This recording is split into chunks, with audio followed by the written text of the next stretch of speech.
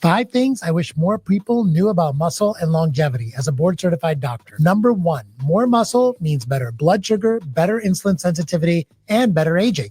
It's not just about how ripped you look at the gym. Number 2, muscle mass is a better predictor of lifespan than BMI. Strong muscles reduces your risk of death from all causes.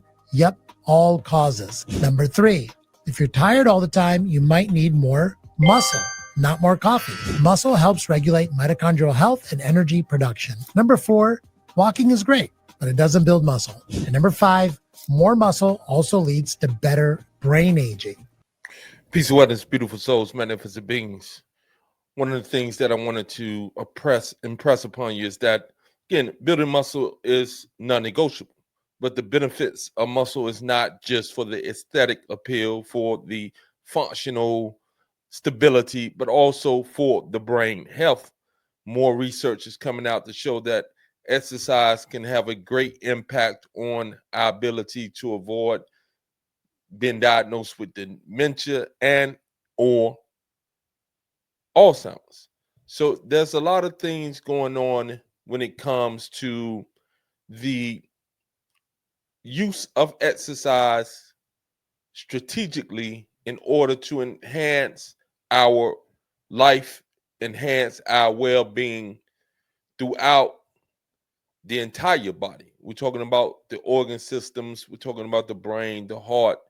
Every aspect of this human organism can benefit from exercise, but not all exercises are created equal. Each exercise has a unique and specific benefit to it. And when I'm talking about exercise, I'm talking about the different modalities. We're talking about, for instance, steady state cardio. This exercise is the best exercise for the circulatory respiratory system as well as the cardiovascular system. We want to use that strategically. It is not the best exercise for an individual who is having cortisol issues, whose hormones are imbalanced, and who may be overweight, carrying belly fat. Steady state cardio is not the key to ridding yourself of that belly fat if that's what you're looking for. Steady state cardio is not the key for building muscle. And steady state cardio can increase cortisol levels extremely more, make exercising in that state will elevate the cortisol level, making it extremely working against the benefit of doing it for an individual who has a cortisol issue or is chronic in a chronic state of high cortisol. This individual would do best to avoid and limit that type of steady state cardio. I'm talking about the jogging and things of that nature, and revert that back to just a leisure walk so that the cortisol levels do not spike. And this is why we must understand that timing of exercise is essential. That the type of exercise that we're doing in order to achieve a specific outcome is essential, meaning you must know what type of exercise you should focus on. And another thing that we should come to understand, that at the end of the day, many individuals believe that it is cardiovascular aerobic exercise that is the stimulus behind fat loss.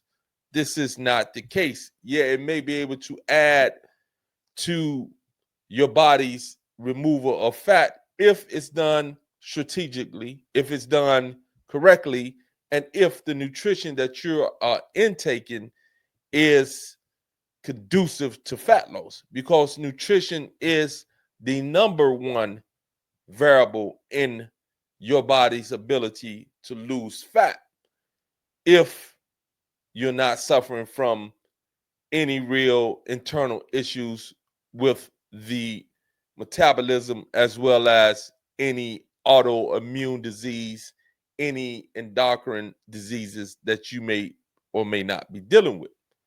And if you are in a state of insulin resistance and or pre-diabetic and or diabetic. All these things matter. So in order to get the most out of what it is that you're doing, yes, moving is better than not moving. But if you're moving in a way that is not in alignment with the internal state of your body, meaning it's not conducive to what's going on internally with your body because of what it is producing when it comes to the rise in certain hormones, etc., you may be working against yourself. And this is why you must come to understand that nutrition, its primary focus is for the whole health of the body, but it is indeed a stimulus and the stimulus for fat loss and muscle gain paired with resistance training when it comes to the muscle gain. When it comes to the fat loss, also ideally, it's the proper nutrition with the right resistance training. You can sprinkle cardiovascular exercise in there if you feel the need to do so. Walking is great. And if you are interested in doing cardio, sprint intervals will do you more benefit when it comes to the actual shaping and losing of fat and maintenance of muscle than steady state cardio. So again, the number one thing that you and I want to take from this video is the fact that muscle is non-negotiable, meaning you and I, we must continue to build muscle until we are no longer on this planet. If we refuse to build muscle and we have an extended life period, life span, you and I will suffer tremendously. So we must come to understand that, and we must, hold on one second, stop. And we must come to that situation and that understanding within our mind in order to produce the results that we truly want. Again, if you enjoyed this video, please like, subscribe.